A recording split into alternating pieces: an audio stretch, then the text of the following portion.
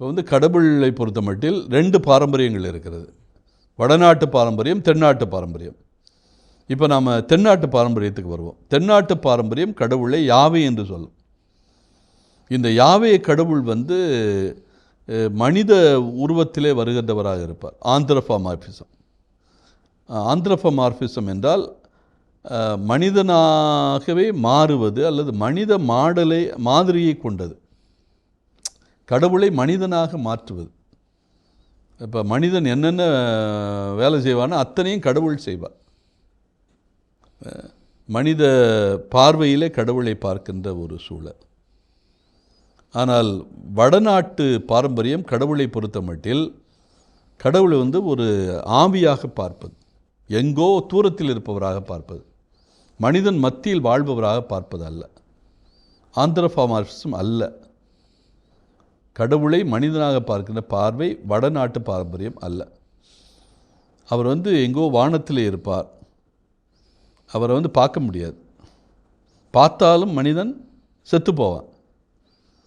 அதனால் முகத்தை மூடிக்கொள்வார்கள். எனவே வடக்கு பாரம்பரியம் கடவுளை பார்த்தாலே நம்ம செத்து போயிடுவோம் என்று சொல்லி முகத்தை மூடிக்கொள்வது. ஆனால் தென்னாட்டு பாரம்பரியம் அப்படி அல்ல.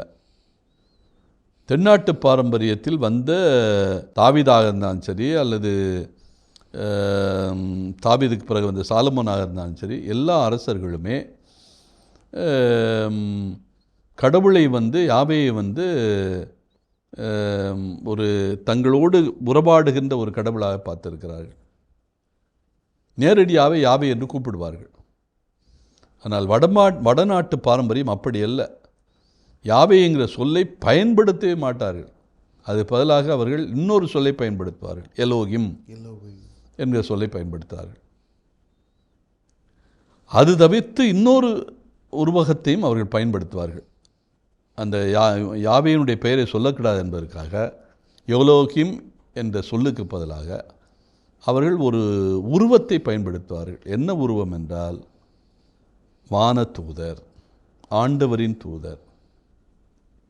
எனவே இந்த ஆண்டவரின் தூதர், வானதூதர் என்று சொன்னாலே அது யாரைத்தான் குறிக்கிறது?